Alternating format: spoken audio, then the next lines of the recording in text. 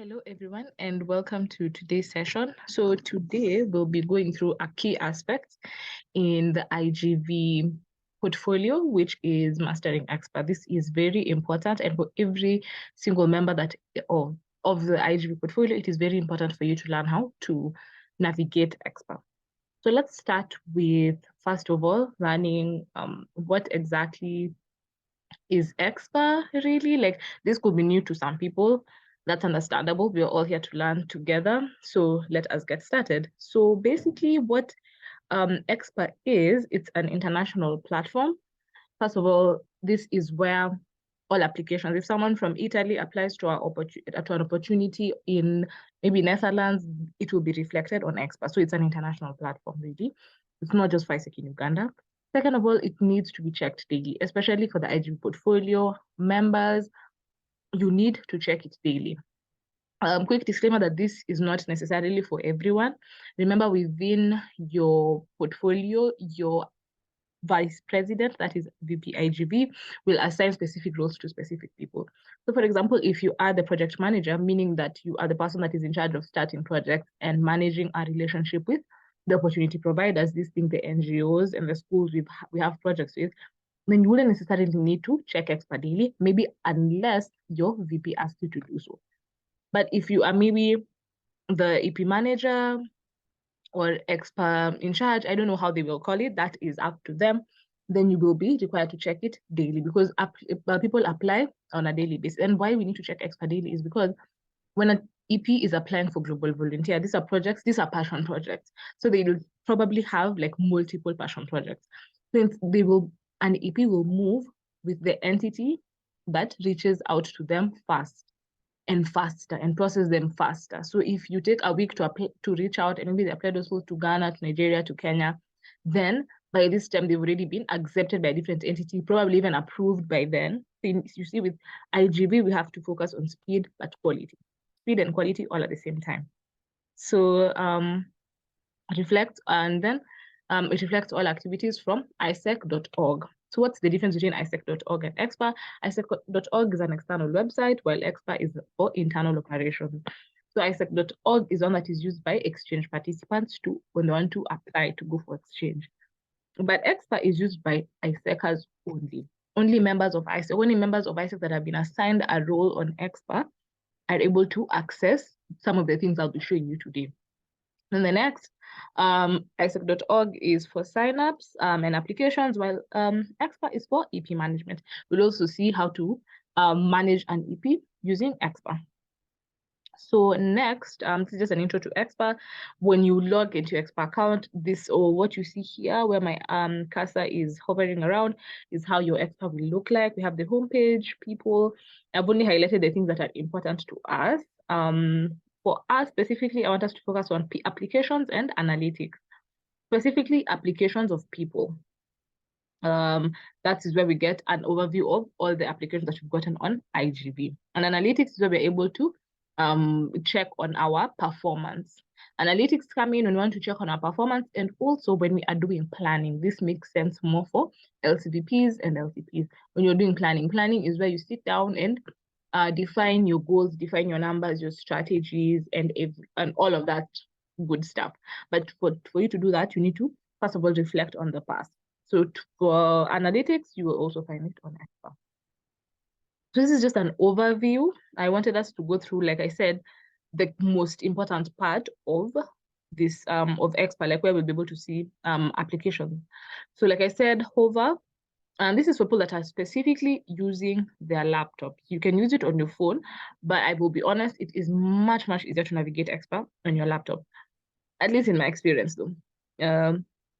So what you do is you hover, don't click, kindly remember, just hover over where you see my cursor is, like on your EXPA account, hover over that, and then you will see the drop down that appears. Then what next? Click on applications of people. When you click on applications of people, this is what will appear. From here, you'll be able to see the EPs that have applied to your project, their backgrounds, and all that good stuff. And now next So you've seen that you have 5 EPs, 5 exchange participants. That is, I will just take note that exchange participants means EPs. EPs means exchange participants, sorry. So that I don't have to keep repeating exchange participants multiple times. So now this is how that looks like. Like I said, if I can go backwards, hover over here, click on applications of people. Then you will end up here where you'll have your applicants' names for all of the opportunities that you have. Next, now it's processing an EP. You've seen that you have this said number of applicants, but what next? You need to process an EP. Remember, we said process time is important. You need to move as fast as possible. So when you click to do that, click on the name. Over here, you see we have a column called applicant name. So to process an EP, I'm going to process one at a time. So just click on that, on the particular name. This is how it will appear. Where I have the red box is where the EP details are. I do want to show that for GDPR and all. So we see they've applied for it for impact in UCU, and their status is currently open, meaning that they have applied, but they have not been accepted or rejected, like get stuff like that. And here, what the page looks like, we have a profile just defining. This is what just some basic information about the EP. Follow-up is where you enter, have they been contacted, have they been interviewed, waiting for response, all of that good stuff. And the timeline here, you'll be able to see when they applied, right?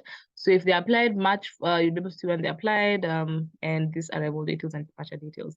So key important part is when you want to, so say I am the EP manager, I have checked EXPA, we have an applicant X, I have contacted them, they have responded, I have interviewed them, or they have sent an interview video responding to a particular set of questions. What next? You come here where you see the open, and when you click on the drop down, you will see 2 options, rejected or accepted, depending on the status, whether the EP is moving to the next stage, which is accepted, or whether they are rejected. Like maybe they were already processed by another entity, so they're no longer interested. So you put the status as rejected. Quick disclaimer, as I have indicated, there purpose to process the EP within 3 days. Remember, we talked about this in the process time, in the consideration guidelines, sorry.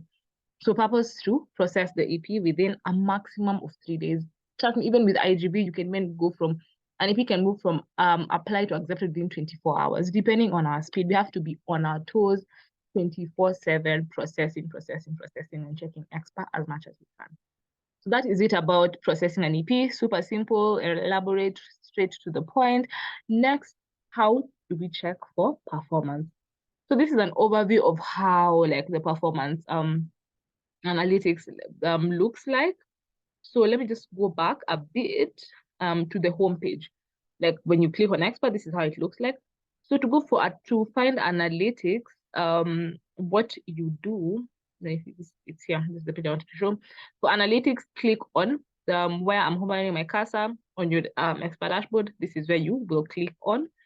And then once you're there, this is an overview of all the analysis that you can get. So I just kept the ones that are important for us. The first one is performance, graphical, funnel. Recruitment is not for us, that's for TM, don't worry, entity standards, and NPS. So those are the key ones that I want us to go through.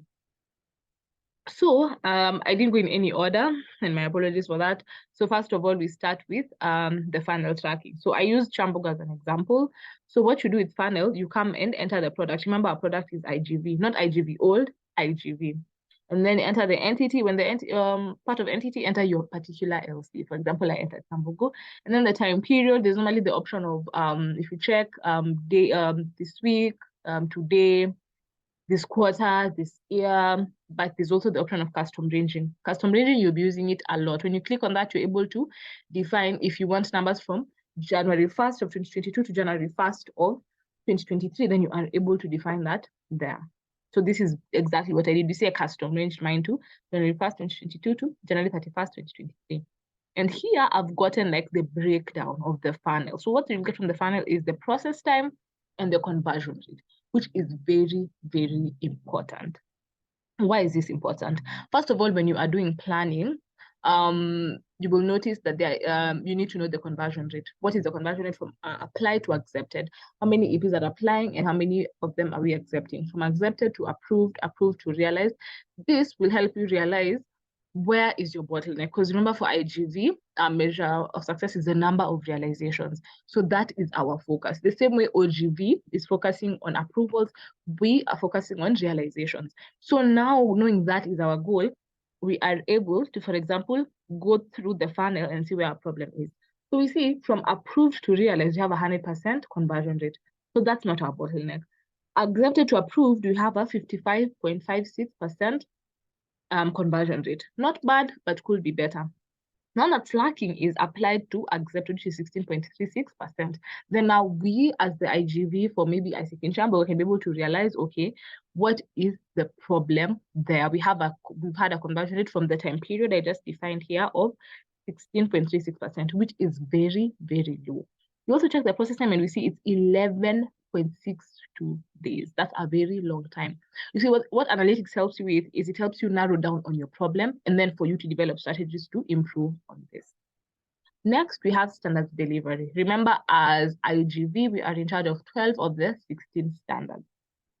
So same thing, enter your entity, the product, IGV, finished date. Here you'll also be able to custom range, like what dates do you want to check, and then because it's IGV, they are showing you the host standards. So we see between January 1st, 2022 to January 31st, 2023, Chambogo had 4 finished experiences, but 3 complete. They were expected to have a 75% EP standards delivered, but they only had 50%. Then now you are able to analyze that. First of all, you see they have a almost like a 75% conversion rate from finished to complete. If I'm not wrong, I think that's that. So you see that that is actually not a problem. And then we have the other, this is just getting the numbers, right? Here you're able to see this is under performance. This one was under entity standard. This now is under performance. I enter the same time period, same product. Now here you'll get, you're able to move this gray bar and you're able to see the numbers all the way to finished, complete, whatever. And so you as an LCVP IGV, you as an EP manager, you may be asked to get these numbers. This is where you get them from. It will show you the number of so quick disclaimer I want to make take note of. So you see we have 86 applications, 81 people. This is because one EP can apply to 3 different projects within the same country. So it means we have 81 people who applied, but they applied to 86 opportunities, meaning among that pool of 81 people, we have people who applied for more than one opportunity. That is what that means. So the graphical, we'll see how this looks like. Graphical analysis, you see they've color-coded the sign-ups, applications, by host, approvals, realizations. What this helps you with is to see your peak time of approvals. So for example, let's see, red is approvals. So you're able to see that between maybe March and July, this is April, maybe April and July, that's when we have our peak approvals. Between July and September, that's when we have our peak realizations from this peak completes, I think, yeah, from this number. Also, July to September is also when we have our peak number of realizations. Then that helps you map out and see, okay, between July and September, that's when I should purpose to have the most number of EPs. It means that this time you need to have people checking even EXPA twice daily, thrice daily. Not even then, but actually this is when they'll be realized, meaning they'll be applying and getting processed before, like between April and July, which we are about to approach. This means at this point in time, you as a VP IGV should be able to make sure that you have people that are checking EXPA, not even once, but even twice daily, because now people are applying a lot, because that's important to have their holidays. So this, the July to September is what we refer to as the fruit peak, or previously known the summer peak, when we have the most number of realizations during the summer period, the summer holiday, let me call it. Then the net promoter score. Remember, this is a measure of the quality of experiences we've given them. If you look back on what we talked about with the standards, we talked about the fact that once an EP is finished, they only become a complete when they fill the net promoter score. And we only get a complete, first of all. So they can fill the net promoter score, but we only fulfill like 8 standards. That will not be marked as a complete, right? Remember, for a complete, we need to fulfill 14 of the 16 standards. So we have to be as we really have to push, is what I'm saying. So here you are able to see the promoter score. However, for this, I did not get any numbers. We had 0 respondents between February 1st, 2022 and February 28th, 2022. Remember, your net promoter score, your percentage complete is the one which will help you when you're going to look for IR partnerships. Because then that means that even as an IR partner is bringing you exchange participants, they can trust in you for a quality experience for their EP. So that is it in a nutshell. As I said, it is not particularly too much. So again, you know the normal drill. Make sure you take the quiz.